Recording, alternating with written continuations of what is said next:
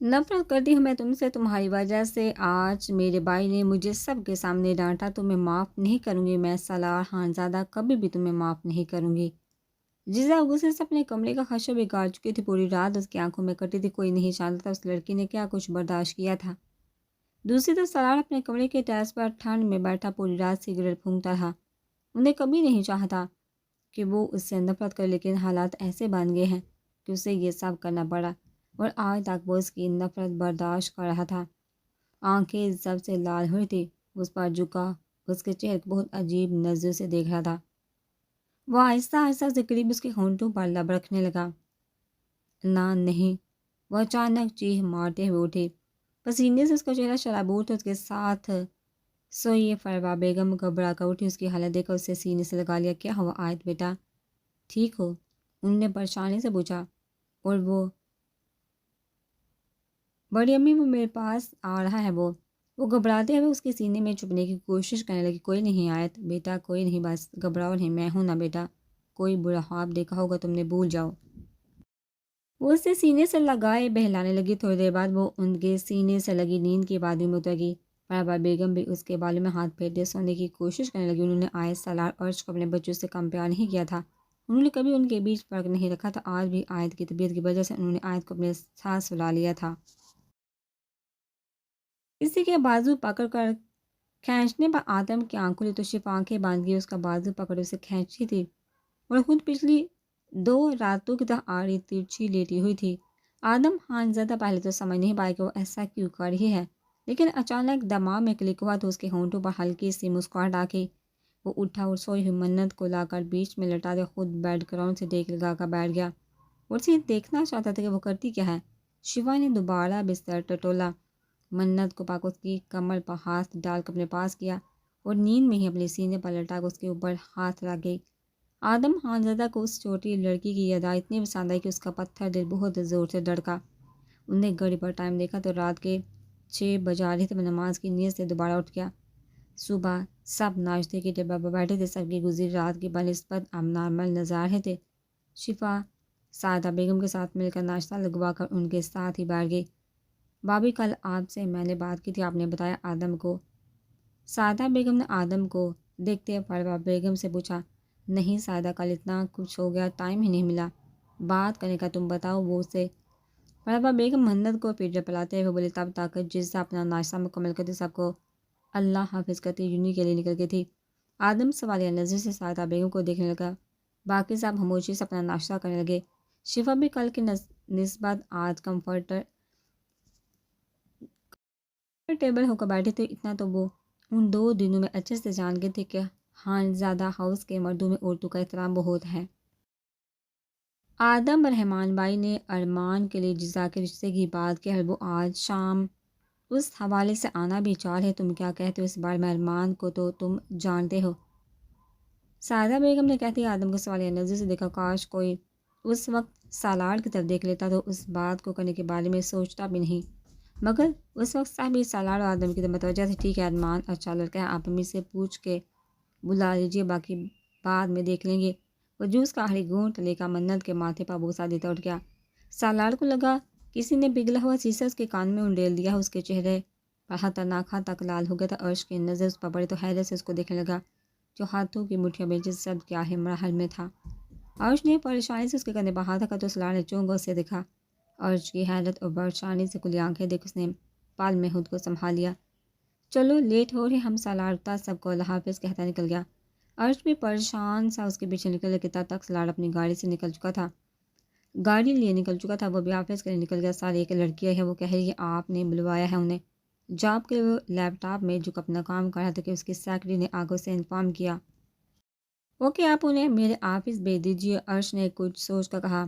Secretary سر ہلا کر چلا گیا۔ وہ سالار کی وجہ سے پریشان تھا، اس کی صبح کی حالت اسے بار بار پریشان کر رہی تھی اور وہ آفس بھی نہیں آیا تھا۔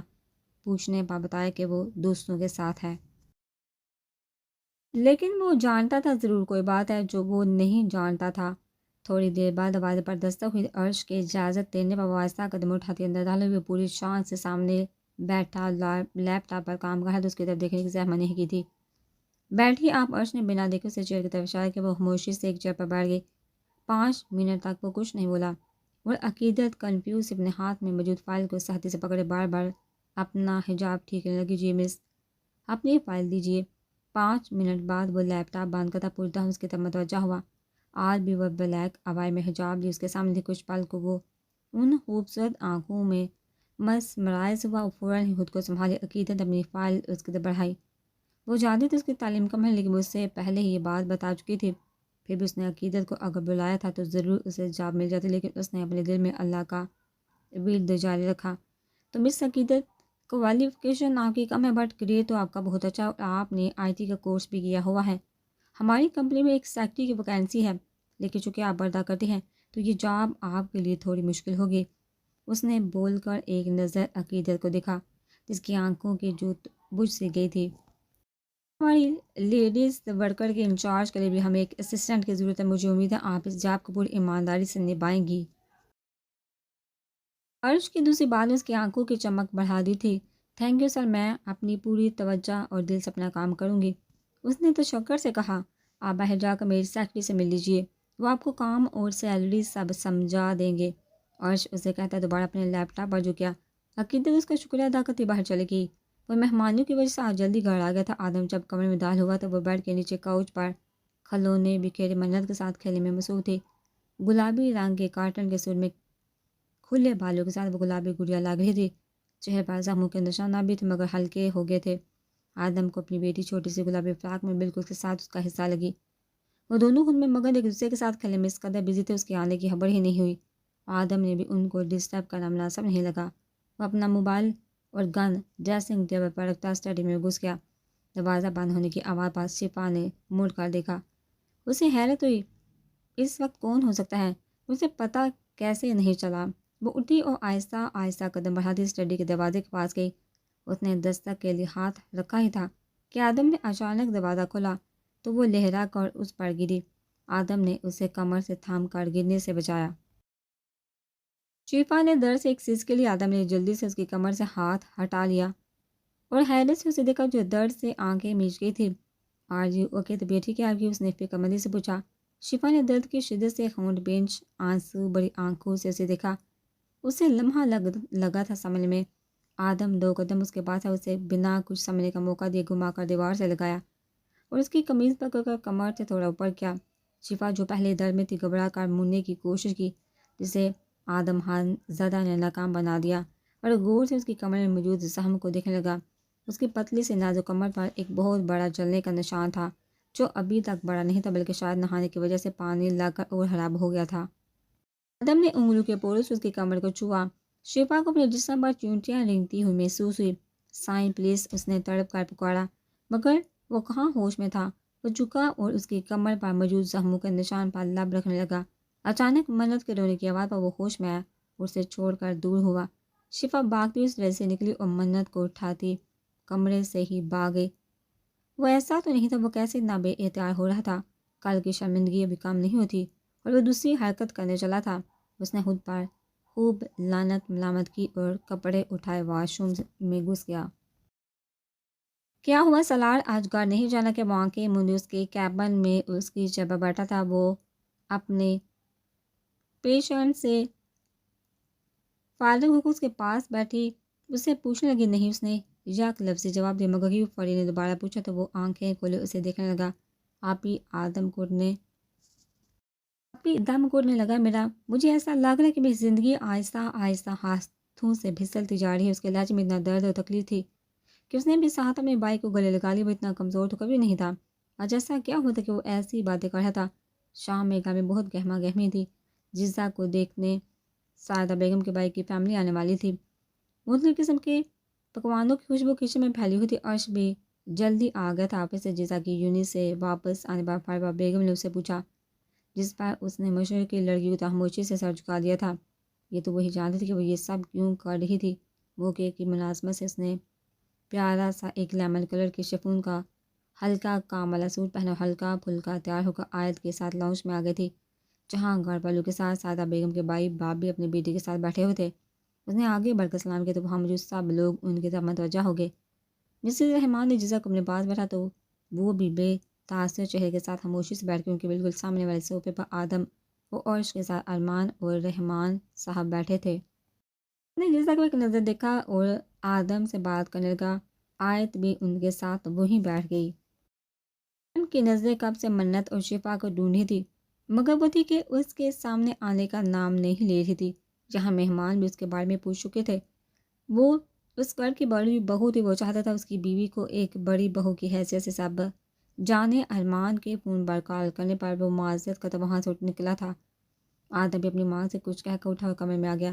وہ جب کمرے میں داخل ہوا تو وہ وہاں بھی نہیں تھے۔ وہ غصے سے کھولتا دوبارہ نیچے آئے تو وہ پروا بیگم کے ساتھ منت کو اٹھائے بیٹھی تھی، یعنی وہ اس کے وہاں سے جانے کا انتظار کر رہی تھی۔ وہ بھی نیچے آ کر رحمان صاحب کے ساتھ بیٹھ گیا۔ اس کے بیٹھنے پر شفا نے چور نظروں سے اسے دیکھا، لیکن اسے اپنی باتوں میں مگن دیکھا۔ وہ بھی آرام سے بیٹھ گئی۔ کچھ دیر بعد ڈنر کر کے مہمان جا چکے تھے۔ انہیں جزا بہت پسند آئی تھی۔ جزا بھی اٹھ کر اپنے روم میں آ گئی تھی اور بستر پر ڈال گئی۔ آنسو آنکھوں سے نکل کر گالوں پر بہنے لگے۔ کاش وہ بتا سکتی کسی اور کی نظریں خود پر اسے کسی تیزاب کی طرح محسوس ہوئی تھی۔ آدم بیٹا تمہیں کیسے لگے سب لوگ؟ پروا بیگم اس سے پوچھنے لگی۔ سب اچھے لگے مجھے امی، لیکن ایک بار جیجا سے پوچھ لیجیے گا، پھر ہی بات آگے بڑھائیے گا۔ میں نے بات کی اس سے، لیکن اسے کوئی مسئلہ نہیں۔ بیگم نے اسے بتایا۔ اچھا امی، رات 10 بجے تک نکلنا ہے مجھے، ایک ہفتے کے لیے مجھے اسلام آباد جانا ہے، پھر واپسی پر چلتے ہیں ہم ان کی طرف۔ اس نے شفا کو چائے لاتے ہوئے دیکھ کر کہا۔ چلو ٹھیک ہے، تم جانے سے پہلے کچھ دیر آرام کر لینا، میں ذرا نماز پڑھ لوں۔ وہ آدم کو ہدایت دیتی اٹھ کر اندر چلی گئی۔ شفا بھی اس کے آگے چائے لا کر جانے لگی۔ بیٹھی کچھ بات کرنی آپ سے۔ آدم کے پکارنے پر وہ اس کے سامنے والی چیئر پر سمٹ کر بیٹھ گئی۔ آپ کو جہاں کوئی پریشانی تو نہیں ہوئی؟ چائے کا سپ لیتے شفا کی طرف دیکھتے ہوئے پوچھنے لگا۔ نہیں، میں بالکل ٹھیک ہوں، وہ دھیمی آواز میں بولی۔ گڈ، یہ آپ کا گھر ہے، آپ جیسے چاہیں رہیں، کوئی روک ٹوک نہیں۔ کسی بھی چیز کی ضرورت ہو آپ بلا جھجک مجھے کہہ سکتی ہیں۔ آدم کی باری گمبھیر آواز اس کی سماعتوں سے ٹکرائی تو اس کے دل نے ایک بیٹ مس کی۔ وہ دونوں اس وقت باہر لان میں کھلے آسمان تلے کین کی جگہ پر بیٹھے تھے۔ ٹھنڈی ٹھنڈی ہوائیں بہت بلی معلوم ہو رہی تھی۔ دونوں کے بیچ خاموشی کا دورانیہ طویل ہونے لگا۔ آدم چائے پیتے ہوئے کسی خیالی دنیا میں گم تھا، تو شفا نہ چاہ کر بھی بار بار اسے دیکھنے پر مجبور۔ مزید ٹھنڈ بڑھی تو شفا نے اپنے دونوں بازو خود کے گرد لپیٹ لیے۔ آدم نے اس کی طرف دیکھا تو اپنی لاپرواہی کا احساس ہوا۔ اٹھیے، روم میں چلتے، یہاں بہت ٹھنڈ ہے، آپ کی طبیعت خراب ہو جائے گی۔ اس کا ہاتھ پکڑتا اٹھا اور اندر بڑھ گیا۔ شفا کی نظریں آدم کے ہاتھ میں چھپے اپنے چھوٹے سے ہاتھ پر تھی۔ نہ جانے کیوں وہ اب خود کو بہت محفوظ سمجھنے لگی تھی۔ اب ہر ڈر کہیں جا سکتا تھا۔ اگر کچھ تھا تو بس اتنا کہ اسے اپنے بابا کے قاتل کو سزا دلوانی تھی۔ کمرے میں آ کر وہ الماری کی طرف بڑھ گیا اور اپنی ضرورت کا سامان پیک کرنے لگا۔ شفا نے حیرانی سے دیکھا۔ آپ کہیں جا رہے ہیں؟ ہاں، میں ایک ہفتے کے لیے اسلام آباد جا رہا ہوں۔ وہ اپنا بیگ رکھ کر اس کے پاس آ گیا۔ یہاں سب لوگ آپ کا بہت خیال رکھیں گے، آپ بھی اپنا خیال رکھے گا اور منت کا بھی۔ وہ جو کو اس کے ماتھے پر بوسہ دیتا بنا کہ اس کے اپنا بیگ اٹھائے کمرے سے نکل گیا۔ کتنی ہی دیر اس کے لمس میں کوئی تھی، اچانک بھاگ کر کھڑکی کے پاس کھڑی ہو گئی جہاں سے پورج کا سارا ایریا نظر آتا تھا۔ ہونٹوں پر ایک دھیمی اور شرمیلی سی مسکراہٹ تھی۔ آدم سب سے ملتا بھر اپنی گاڑی کی طرف آیا۔ خود پر کسی کی نظروں کا ارتکاز محسوس کر کے اس نے گاڑی کی سائڈ میرر سے اپنے کمرے کی ونڈو کی طرف دیکھا تو وہ گلابی دوپٹے کے حال میں وہاں کھڑی اسے ہی دیکھی تھی۔ آدم گاڑی میں بیٹھا اور جان سے گاڑی بگا لے گیا۔ یہی ہے وہ دونوں جو اس رات میڈم کا پیچھا کر رہے تھے۔ پرجات دو لوگوں کو کالر سے پکڑ اس کے سامنے کھڑا کیا تھا اور بلاش آج سامنے صوفے پر ٹانگ رکھے بیٹھا انہی لوگوں کو دیکھا جو شکل سے ہی آوارہ بدماش لگ رہے تھے۔ چھوڑو، مجھے جانتے نہیں ہو کون ہیں ہم، اگر ہمارے بھائی کو پتہ چلا نا وہ زندہ گاڑ دے گا تم دونوں کو، اس لیے بلائی اسی میں ہے، چپ چاپ ہمیں چھوڑ دو۔ ان میں سے ایک اپنی باتوں سے انہیں ڈرانے لگا۔ بادشاہ کے ایک اشارے پر فرجاد انہیں کھینچتا ہوا کمرے میں لے گیا اور ڈور باہر سے لاک کر دیا۔ اچانک ان کی چیخوں کی آوازوں سے پورا کمرہ گونجنے لگا۔ ان کی چیخوں کے ساتھ ساتھ بادشاہ کے چہرے پر مسکراہٹ بکھرتی چلی گئی۔ وہ رات گئے جب گھر آئے تو ہر طرف خاموشی تھی۔ سر درد سے پھٹا جا رہا تھا۔ کچن کی لائٹ جلتی تھی کہ وہ فروا بیگم کا سوچتا کچن کی طرف بڑھ گیا، کیونکہ اکثر وہی منت کی وجہ سے رات میں کچن میں پائی جاتی تھی۔ بڑی امی، ایک کپ چائے بنا دے۔ وہ سر دباتا کچن میں داخل ہوا تو جیزا کو سامنے دیکھ اس کے باقی الفاظ منہ میں ہی رہ گئے۔ جیزا کی جب اس پر نظر پڑی تو ناگواری سے نظریں پھیری۔ اس کا یوں نظریں پھیرنا جلدی پر تیل کا کام کر گیا۔ وہ جارحانہ تیولی اس کی طرف بڑھا، اس کا بازو پکڑ کر اپنی طرف موڑا۔ تم سمجھ کیا خود کو؟ ہاں کیا کرنا چاہ رہی ہو تمہاری ہمت کیسی مہمانوں کے سامنے جانے کی؟ وہ اس وقت اتنا غصے میں تھا کہ بس سب تہس نہس کر دے۔ کیوں آپ کو کس بات کی تکلیف ہو رہی ہے؟ کہیں دل تو نہیں آ گیا مجھ جیسی گھٹیا لڑکی پر؟ اس کے الفاظوں سے زیادہ اس کے لہجے نے جو تکلیف سالار خان زادہ کو دی، کاش وہ ظالم سمجھ پاتی۔ اسے لگا وہ مزید کچھ دیر وہاں کھڑا رہا تو اپنا ضبط کھو دے گا۔ آنکھیں لہو جھلکانے لگی تھی۔ وہ جس طرح سے آیا تھا اسی طرح سے کچن سے نکلتا چلا گیا۔ وہ بھی جیسا خانزادہ تھی۔ اسے سوچ لیا تھا اگر سالار خانزادہ کو تکلیف دینے کے لیے اسے ارمان سے شادی بھی کرنی پڑی تو وہ ضرور کرے گی۔ آدم اور سالار کو گئے ہوئے 1 ہفتہ ہو گیا تھا۔ ان دنوں شفا گھر والوں کے اور قریب ہو گئی تھی۔ منت تو اٹھتے بیٹھتے بعد اسی کے پاس جانے کی کوشش کرتے اور شفا کا خود کا رویہ بھی منت کے ساتھ سگی ماؤں کی طرح تھا۔ سب اس سے بہت خوش تھے۔ پورے ہفتے آیت نے اپنی طبیعت کی وجہ سے ہاسپٹل جانے کے بجائے آن لائن کلاسز لی تھی۔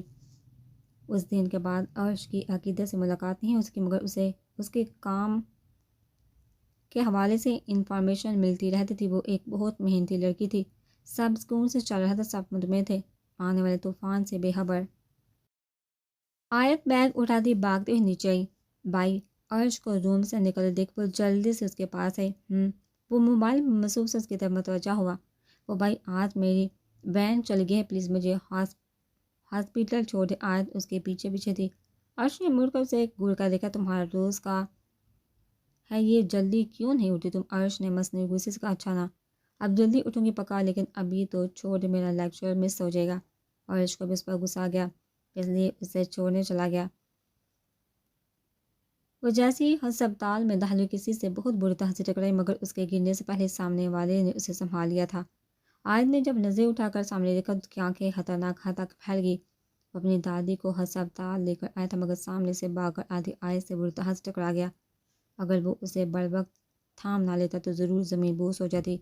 آنکھیں کیا گھر پر چھوڑ کر آئی ہو جو ہر وقت تمہیں میرے ہی سامنے آنا پڑتا ہے؟ اسے کھڑا کرتا سرد لہجے میں بولا تھا۔ آپ اندھے ہیں جو سامنے سے آتی اتنی بڑی لڑکی آپ کو دکھائی نہیں دی؟ اس نے انگلی سے خود کی طرف اشارہ کر کے اس کی آنکھوں میں آنکھیں ڈال کر کہا، اور وہ بھیگی پلی شیرنی بھی بن گئی۔ انٹرسٹنگ۔ اس سے اوپر سے نیچے تک بے باک نظر سے دیکھتا اس کو پچھلی ملاقات کا حوالہ دے کے آیت کا دل کیا اس کا سر پھاڑ دے اور شاید وہ کر بھی جاتی، مگر سامنے اپنی کلاس کے لڑکیوں کو دیکھتے اسے بار میں پھینکتے ان کی طرف بڑھ گئی، اور وہ بھی وارڈروب کی طرف بڑھ گئی جہاں اس کی دادی ایڈمٹ تھی۔ ہاں تھے تم ہر جگہ غائب ہو جاتے ہو۔ بلال اس کے روم میں داخل ہوتے ہی اماں جان ہاپا سے بولے، میری پیاری اماں جان میں ڈاکٹر سے بات کرنے گیا تھا کیوں پریشان ہوتی ہیں آپ؟ وہ ان کے بیڈ کے پاس چیئر کھینچ کے بیٹھے ہوئے ان کا ہاتھ تھام کر بولا، ہفتے بعد تم شکل دکھاتے ہو، اگر یہ بڑھیا اتنی ہی بوجھ ہو گئی ہے تو نکال کے باہر کر دو، کیونکہ تمہارے بغیر اتنے بڑے گھر میں مجھے نہیں رہنا۔ وہ منہ ملاتی بات کرتے ہوئے اتنی کیوٹ لگی کہ بلال نے زور سے ان کا گال چوم لیا۔ چل ہٹ لڑکے، دور ہے یہ سارا پیار اپنی بیوی کو دکھانا۔ اماں جان نے اسے بڑے جھٹکا، ہائے سوچ رہا ہوں ایک عدد بیوی کا اضافہ کر لوں۔ وہ مسکراتے ہوئے پیچھے ہو کر بیٹھ گیا۔ اماں جان نے بے یقینی سے دیکھا، تم سچ کہہ رہے ہو؟ انہوں نے یقین دہانی چاہیے، نہیں میں مذاق کر رہا ہوں، انہوں نے سنجیدگی سے بول کر پل میں ان کی خوشی پر پانی پھیر دیا۔ اماں جان اس سے منہ پھیر کر بیٹھ گئی۔ ان کی بس ایک ہی خواہش تھی کہ ان کے پوتے کا گھر بچ جائے، مگر وہ تھا کہ مان نہیں رہا تھا۔ آدم کے جانے کے دوسرے ہی دن فریہ عالم کے کہنے پر اس کا زخم دے کر اسے کچھ ٹیبلٹس اور آئنٹمنٹ وغیرہ دے کر گئی تھی۔ وہ شخص کچھ ہی دنوں میں اس کے دل میں وہ مقام بنا چکا تھا جو آج تک اس نے کسی کو نہیں دیا تھا۔ آج آدم نے واپس آنا تھا اور سعادہ بیگم نے اسے تیار ہونے بھیجا تھا۔ ان کا کہنا تھا شوہر کے لیے تیار ہونا بھی بیوی پر فرض ہے۔ رنگے سور میں ہلکا سا تیار ہو کر خود کو آئینے میں دیکھنے لگی۔ یہ رنگ اس پر بہت کھل رہا تھا۔ وہ اچھے سے دوپٹہ خود پر پھیلا کر باہر نکل آئی۔ شفا کی نظر سب سے پہلے آدم پر پڑی جو عین اسی وقت گھر میں داخل ہوا تھا۔ چہرے پر تھکاوٹ رابطہ ہوئی اور بال کچھ بکھرے سے تھے، آنکھیں شاید نیند کی کمی کی وجہ سے لال ہو رہی تھی، اور اسی وقت آدم کی نظر بھی اس پر پڑی۔ نظروں کا ملنا کیا تھا کہ شفا کا دل اچانک سے بہت بری طرح سے دھڑکا۔ آج جو پیچھے سے آئی تھی شفا کو سیڑھیوں سے جب میں دیکھا حیرت سے دیکھا اور پھر سامنے دیکھا جہاں سے آدم امی کی طرف جا رہا تھا۔ اس کے ہونٹ اوک شے میں کھلے، وہ شفا کو کوہنی مارتی آنکھ ونگ کر گئی۔ اوہ بھابھی جی، بائی کو دیکھنے میں گم ہے، تبھی تو ہمارے آنے کی خبر ہی نہیں ہوئی۔ اس کی شرارت سے کہنے پر شفا نے اسے دیکھا، جب بات سمجھ آئی اس کے گال لال ٹماٹر ہو گئے۔ آیت اس کا ہاتھ پکڑے نیچے بڑھ گئی جہاں سب بیٹھے تھے۔ ان دونوں نے آگے بڑھ کر سب کو سلام کیا تو ایک نظر آدم نے شفا کو دیکھا جو بہت نروس نظر آ رہی تھی۔ دوبارہ امی کی طرف متوجہ ہو گیا۔ آئے تو ان کے ساتھ ہی بیٹھ گئی جبکہ وہ وہیں ایک سائڈ پر ہو کر کھڑی ہو گئی۔ بھابھی آپ کھڑی کیوں ہیں، بیٹھ جائیے نا۔ اور جو کب سے اسے کھڑا دیکھ رہا تھا بولے بنا نہیں رہ سکا۔ نہیں بھائی میں ٹھیک ہوں، وہ دھیرے سے بولے۔ سب کی خود پر محسوس کر کے وہ کنفیوز ہو گئے تھے اور اپنے دونوں ہاتھوں کو آپس میں مسلنے لگی۔ خانزادہ نے بغور اسے دیکھا جو کچھ شرمندہ اور کنفیوز تھی اور بار بار چہرے پر آنے والے بالوں کو پیچھے کر رہی تھی۔ شفا بیٹھ جائیے آپ۔ آدم کی بڑی گمبھیر آواز پر اس نے آدم کی طرف دیکھا، اس کو خود کی طرف دیکھتا پا کر جلدی سے جزا کے پاس بیٹھ گئی جو خود خاموشی سے سب کے ساتھ بیٹھی تھی۔ عرش سالار کے ساتھ کیا مسئلہ ہے بھائی، وہ آپ ایک دوست کے ساتھ پاکستان ٹور پر گیا ہے، اگلے ہفتے تک آ جائے گا۔ عرش کی بات پر آدم نے وہ سوچ نظر سے اسے دیکھا جیسے اسے اس کی بات پر یقین نہ ہو۔ چھوٹی امی آپ رحمان انکل کو انفارم کر دیجیے گا، کل ہمارا ان کی طرف جانا ہوگا۔ آدم نے سعادہ بیگم کو مخاطب کر کے کہا تھا جزا کی گرفت اپنی شرٹ پر ساتھ ہوئی۔ ٹھیک ہے بیٹا ٹھیک ہے امی، میں فریش ہونے جا رہا ہوں۔ شفا آپ میرے کپڑے نکال دیجیے پلیز۔ وہ فروا بیگم کے ساتھ شفا کا بولتا اوپر کمرے کی طرف بڑھ گیا۔ شفا بھی آہستہ آہستہ قدم اٹھاتی کمرے کی طرف بڑھ گئی۔ وہ جب کمرے میں داخل ہوئی تو وہ بیڈ پر بیٹھ اس کا انتظار کر رہا تھا۔ وہ الماری کی طرف بڑھنے لگی۔ شفا اس کی باری گمبھیر آواز پر شفا کا قدم تھمے۔ جی آپ جہاں بیٹھی وہ اسے اپنے پاس بیٹھنے کا اشارہ کر گیا۔ اس کے چہرے پر چھائی سنجیدگی دیکھ وہ بھی گھبراتی ہوئی وہاں بیٹھ گئی۔ آپ کی ماں کہاں ہیں؟ اس سے ہرگز بھی آدم سے اس سوال کی امید نہیں تھی، اس لیے وہ بے یقینی سے اسے دیکھنے لگی۔ آپ کی امی کہاں ہے؟ مجھے سب سچ سچ بتائیے تاکہ میں آپ کے ابو کو انصاف دلا سکوں۔ اس کے ہاتھوں کی کپکپاہٹ دیکھ آدم نے اس کا ہاتھ اپنے مضبوط ہاتھوں میں تھام لیا۔ مجھے نہیں پتا، مجھے بچپن سے میرے ابو نے پالا۔ وہ بہت مشکل سے اپنے آنسوں کو روکتی بولی۔ آپ سچ کہہ رہے نہ جانے کیوں آدم کو اس کی بات پر یقین نہیں آیا۔ آپ مجھ پر شک مت کریں پلیز، میں بالکل سچ کہہ رہی ہوں، پلیز یقین کرے۔ وہ جس طرح ہم منتیں کر رہے تھے۔ آدم حیرت سے اسے دیکھنے لگا۔ اسے امریکہ جانا تھا، پاکستان سے وہ ہمیشہ کے لیے چلے جانا چاہتا تھا۔ اسے کسی اور کا ہوتا دیکھ سکتا تھا، نہ خود اسے شادی کر سکتا تھا۔ جس طرح وہ مطمئن نظر تھی اپنے رشتے پر، اس بات نے اس کا دماغ خراب کر دیا تھا کہ کہیں وہ سب تہز نہز کر دینا چاہتا تھا، مگر اینڈ ٹائم پر عرش نے اسے روک دیا۔ وہ آج وہ کراچی کے بجائے لاہور میں مٹر گشت کر رہا تھا۔ وہ خود اپنی فیلنگس سمجھنے سے قاصر تھا، مگر وہ جزا کو کسی اور کے ساتھ برداشت کرنے کی ہمت نہیں رکھتا تھا، اس لیے وہ اس سب سے دور آ گیا تھا۔ پچھلے برے ہفتے سے اس نے اپنا نمبر بند کیا ہوا تھا، سوائے عرش کے کوئی نہیں جانتا وہ کہاں ہے۔ اسے ایک پل سکون نہیں تھا، اسے لگا اس کا سر پھٹ جائے گا۔ ایک لمحہ جو انہوں نے ساتھ گزارے تھے سب آنکھوں کے سامنے چلنے لگے، کیسے وہ اس کے سامنے گر گڑائی تھے سب یاد آنے لگا۔ انہیں اندھیرے کمرے میں بیٹھ کر اپنا سر دونوں ہاتھوں میں تھام لیا۔ اوکے ریلیکس ریلیکس، مجھے یقین ہے آپ پریشان مت ہو، آپ پلیز میرے لیے ایک سوٹ نکال دے، میں فریش ہو جاتا ہوں۔ آدم خانزادہ اسے دیکھ کر پریشان ہو گیا تھا، اس لیے باقی باتیں بعد میں چھوڑ اس کا دھیان ہٹا گیا۔ آج بھی خود کو کمپوز کرتے الماری کی طرف بڑھ گئی، مگر اس کا دل بہت گھبرا گیا تھا۔ وہ اپنی ماں کی حقیقت کبھی بھی آدم کے سامنے نہیں لانا چاہتی تھی۔ آدم ڈنر کے بعد کال آنے پر باہر چلا گیا تھا اور وہ اپنے کمرے میں آگے منت کو فروا بیگم نے اپنے پاس رکھ لیا تھا۔ ان کا کہنا ہے کہ وہ آج منت کو ساتھ رکھنا چاہتے کیونکہ وہ اس کو بہت مس کرتی ہیں۔ وہ بھی بر پا کر لیٹ گئی، گزری ہوئی زندگی کے بارے میں سوچنے لگی۔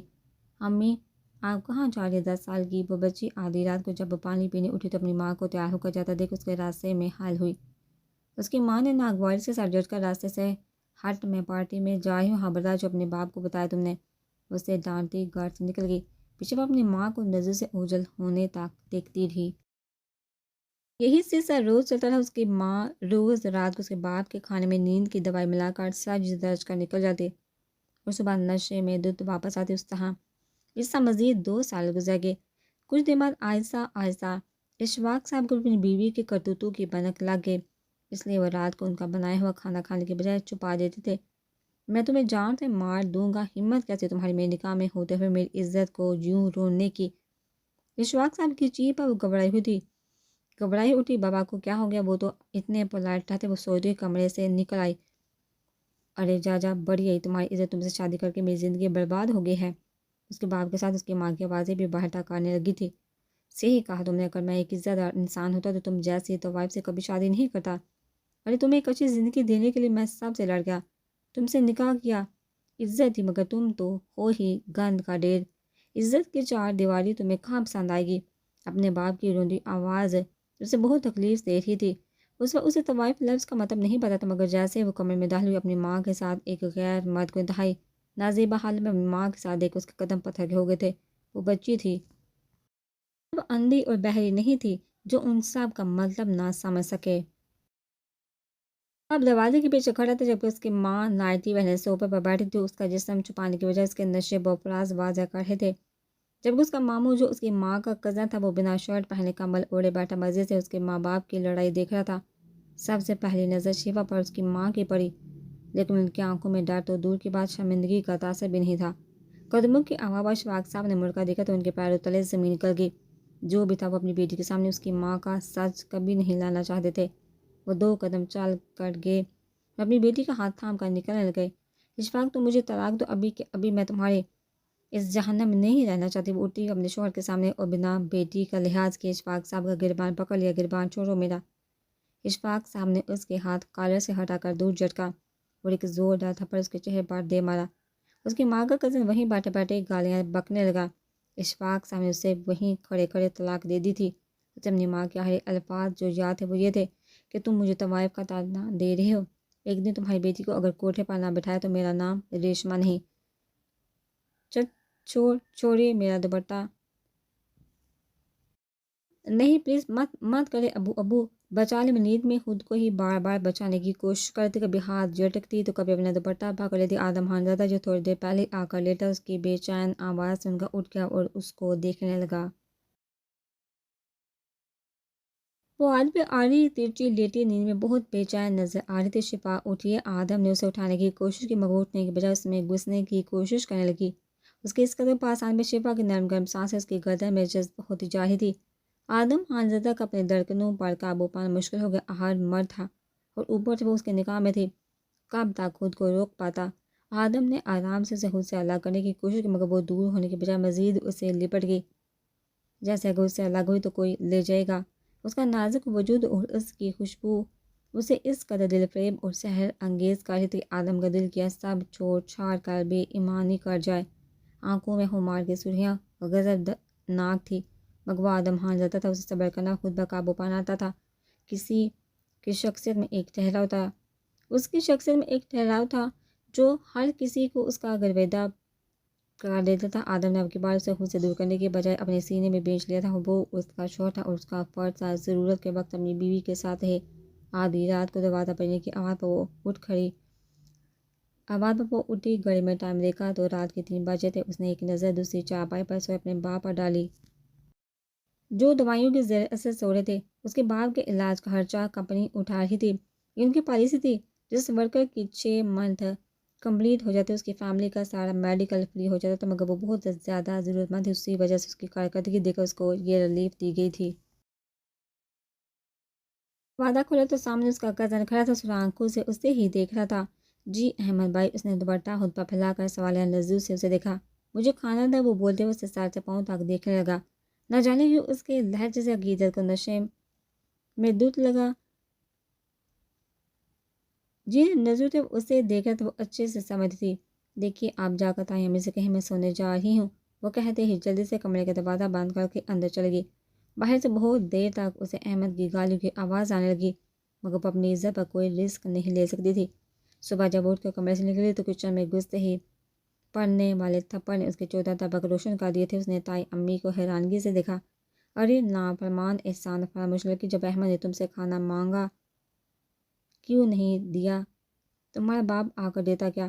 تائی امی اپنے منہ سے زہر اگلنے لگی، اس کا گال پورا سن ہوگا تو آنکھیں آنسو سے بڑھ گئی۔ میں نوکر نہیں ہوں کسی کی، وہ کہہ کر واپس جانے لگی مگر تائی امی نے پیچھے سے اسے اتنے زور سے دھکا دیا کہ وہ جا کر صحن میں پڑے پتھر پر گری۔ آنکھ کے اوپر سے تیزی سے خون بہہ کر اس کی آنکھ اور گالوں پر بہنے لگا۔ عقیدت بیٹا کیا ہوا؟ ٹھیک ہو تم؟ کمرے سے بھاگتے ہوئے آئے، اسے کندھے سے پکڑ کر اٹھائے، اس کے چہرے پر خون دے کر ان کی سانس رک گئی۔ وہ میں تو ہوں، وہ رک کر ان کا تسلی دینے کو بولی۔ اتنے میں سمرا کمرے سے نکل کر اس کی طرف دوپٹے سے اس کا خون روکنے کی کوشش کرنے لگی جو بہت تیزی سے بہہ رہا تھا۔ سمرا اور آیا سب اسے گلی میں ایک نرس رہتی تھی اس کے پاس لے کر گئی۔ اور وہاں سے پٹے وغیرہ کروا کر لائے۔ آیا صاحب غصے سے کمرے سے نکل آئی امی کے کمرے میں جا کر دروازہ بجانے لگے۔ آپ کی ہمت کیسے میری بیٹی پر ہاتھ اٹھانے کی؟ اور وہ کوئی لاوارث نہیں، وہ انگلی اٹھا کر ان کی آنکھوں میں آنکھیں ڈال کر چبا چبا کر بولے، ارے میاں تمہاری بیٹی نہیں، تم بھی لاوارث ہو، اپنی بیٹی کی طرح تم بھی مفت کی روٹیاں توڑ رہے ہو۔ وہ بھی کہاں چپ رہنے والی تھی، یہ میرا گھر ہے، اس میں میرا بھی اتنا ہی حق ہے جتنا بھائی صاحب کا۔ وہ پھولتی سانسوں سے بولے، ارے میاں جاؤ جاؤ نکلو یہاں سے، سار نہ کھاؤ میرا۔ وہ انتہائی بدتمیزی کا مظاہرہ کرتی تو واپس کمرے میں جا کر بند ہو گئی تھی۔ آیا صاحب غصے سے کھولتے اپنے کمرے میں آگے جہاں کی عدت کے ساتھ سمرا بیٹھی تھی۔ وہ دونوں ہی بار ہوتی ساری باتیں سن چکی تھی۔ سمرا بیچاری اپنی ماں کی وجہ سے شرمندہ ہو گئی اور اٹھ کر وہاں سے چل گئی۔ ابو کیا ضرورت تھی آپ کو تائی امی سے بات کرے گی؟ وہ آیا صاحب کا ہاتھ تھامتی بولی، جن کا چہرہ غصے اور بے بسی سے لال ہو گیا تھا، میرا بچہ مجھے معاف کر دو، میں ذمہ دار ہوں تمہاری ہر تکلیف کا۔ عدت کے سامنے سر جھکے آنسو بہانے لگی، پلیز مات کرے ایسا، آپ دنیا کے سب سے اچھے ابو ہو۔ وہ تڑپ کر ان کے سینے سے لگی، نہیں بیٹا، کاش میں بھائی کی محبت میں اندھا نہیں ہو گیا ہوتا تو آج تمہارا حق کوئی اور نہ کھا رہا ہوتا۔ مجھے معاف کر دو بیٹا، مجھے معاف کر دو۔ اپنے باپ کی بے بسی دیکھ منفی میں سہلاتے خود بھی ان کے ساتھ رونے لگی، دیکھو بیٹا یہ گھر تمہارا، مجھے کچھ ہو جائے تو۔ ابو پلیز ایسا مت کہیں، وہ تو اپنے باپ کی بات پر لرز کر رہ گئی، نہیں تم میری بات سنو میری بچی، تم میرا بہادر بیٹا ہو، کچھ بھی ہو جائے لیکن یہ گھر مت چھوڑنا بیٹا، کیونکہ یہی دیواریں تمہاری پناہ گاہ ہیں، یہاں سے باہر لڑکیوں کا اکیلے جینا مشکل ہے۔ کسی پر کبھی بھروسہ مت کرنا، بس اپنے محرم پر بھروسہ کرنا میرے بیٹا، سمجھ رہی ہو نا تم میں کیا کہہ رہا ہوں؟ آیا صاحب نہ جانے اتنے کیوں پریشان ہو گئے تھے، وہ ان کو پرسکون کرنے کے لیے ان کی ہاں میں ہاں ملاتی گئی۔